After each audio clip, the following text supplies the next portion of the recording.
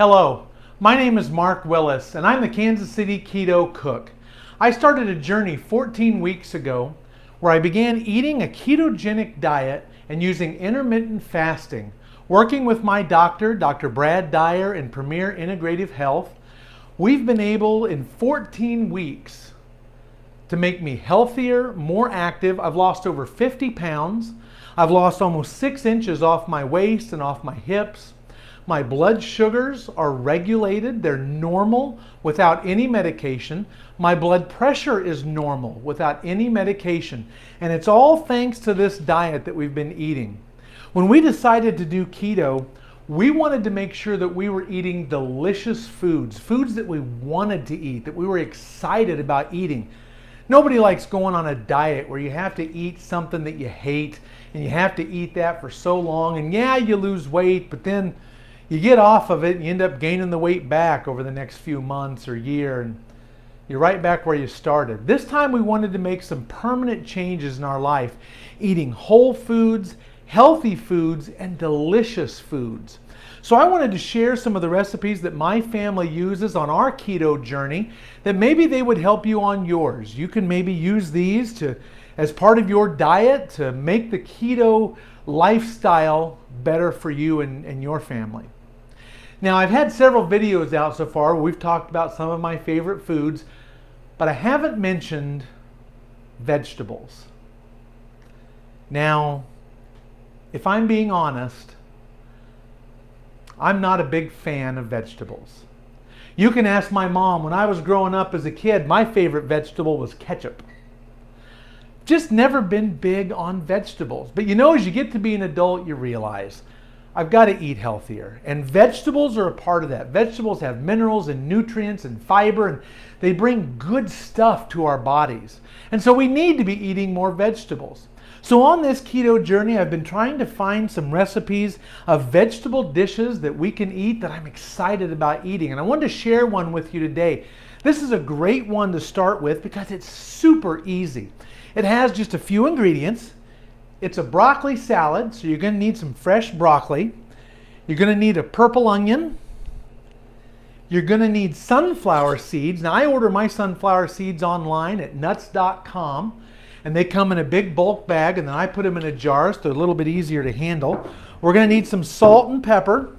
And then our very first video we had together, we made mayonnaise. And I remember you thought I was a little nutty making mayonnaise when I can just go out to the store and buy it. But when you see salads like this, you're going to understand why this delicious mayonnaise that you make yourself is exactly what you want in this salad. So I've got a couple jars of my mayonnaise here. And we're going to, and the last ingredient, I almost forgot. If you're going to make a vegetable dish that Mark likes, it's probably going to include bacon. And that's not a bad thing. We like bacon. We're big fans of the pig here at my house. So we've got bacon to put in this as well. So we're going to start with our broccoli.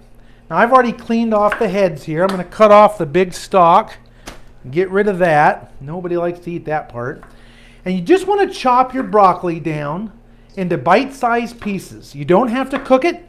All you need to do is wash it ahead of time. This is raw going in here, which is good for you. Raw vegetables bring a lot more nutrients, good fiber. This is exactly what you want. And eating them raw is even better.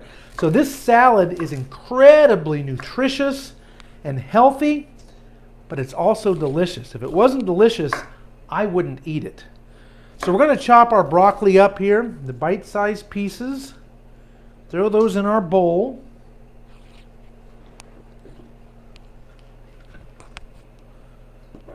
Don't want to miss all that green goodness that got left behind there. All right, now we're going to take our purple onion. And you just want to cut it into small pieces.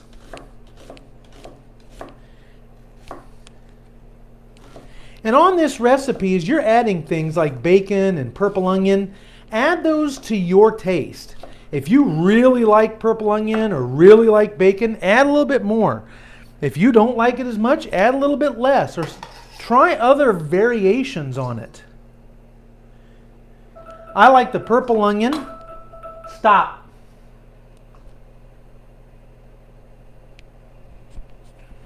Give me just 1 second here. We've got something good coming out of the oven. As soon as I can find my oven mitt.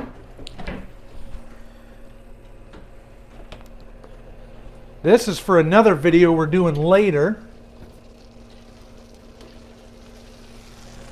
We're just going to set that over there and let that rest.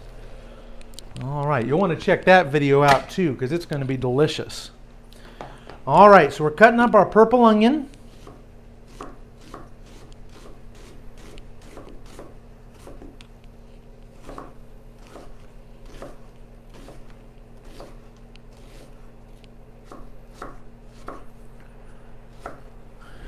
All righty.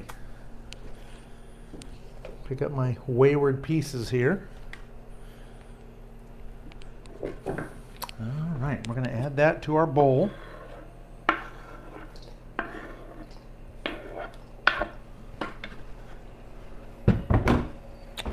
Next, get these pieces here. It's going to be our bacon. Now, you cook the bacon to the consistency that you like. In my family, we've got some people that like it crispy, like me. We've got other people, like my daughter, who like it more wimpy. So when I cook, I make it crispy because I'm the one cooking. She wants it wimpy. She can make her own bacon. I've already cut some up in there. We're going to add that. All right.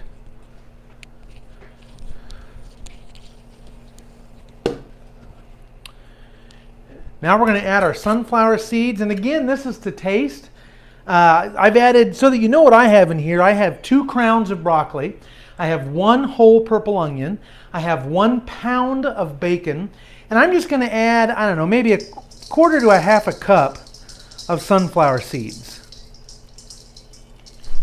Again, this is to taste, so do what you like. Now we're going to add some salt and pepper. A quick word about salt.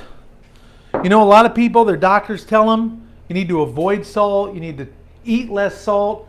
And that's because the American diet is chock full of salt in all of our processed, fast food, canned food, packaged food, frozen foods. It's loaded with sodium. When you get on a keto journey and you start eating whole foods and stop eating all that processed stuff, your sodium level plummets. So when you're making good whole foods, don't be afraid of salt. If you've gotten away from the processed foods, you've lowered your salt intake. This is where you can get some of that good flavor. Not to mention the salt helps on a keto diet. I'm going to add a little bit of pepper in there as well. And lastly, we're going to add our mayonnaise. Now with mayonnaise, you know, again, it's to taste. Some people like their salads a little bit wetter. Some people like their salads a little bit drier. I'm more of a wetter salad guy, so I like adding a lot of mayonnaise in here. But I'm going to start with 1 jar and just kind of see what that gets us. I have a feeling I'm going to need to add that second one, but let's make sure. Because you can always add more, but it's really hard to take it out. But it's already starting to get good coverage in there. But yeah, I think we're probably going to want 1 more. Get that stirred up. We'll add this one. And again, I'll put the link for the video on the mayonnaise in the description below this video, so you can go back and see how to make your own mayonnaise. This stuff is delicious. It's 4 ingredients. It's a whole food. It's good fat. So we're going to mix this in as well. And I hope you give this recipe a try. This is a great side dish that you can put with just about anything. It goes well with chicken, with pork, with beef. You can put this on the table for just about any occasion. Works well in the summertime when you can go to the farmer's market and get that fresh broccoli. But even in the winter, when you're just hungry for something that's got that summer flavor, this is full of that. All right, so we get it all mixed up, and I'm going to show you what that looks like there. And this is just a great dish. You can make this, stick this in the fridge, and use it at almost every meal. It's going to add fat because you've got that mayonnaise and that bacon in there and the sunflower seeds. It's got cruciferous vegetables with the broccoli. It's just full of good stuff. So I hope you'll give this a try. And we're going to have another video here in a little bit where I'm going to show you what I pulled out of the oven and we're going to make some of that too. I hope this is a recipe that you'll give a try, and let me know in the comments below what you think of it, and if you find another variation that works, I'd love to hear. Thanks so much.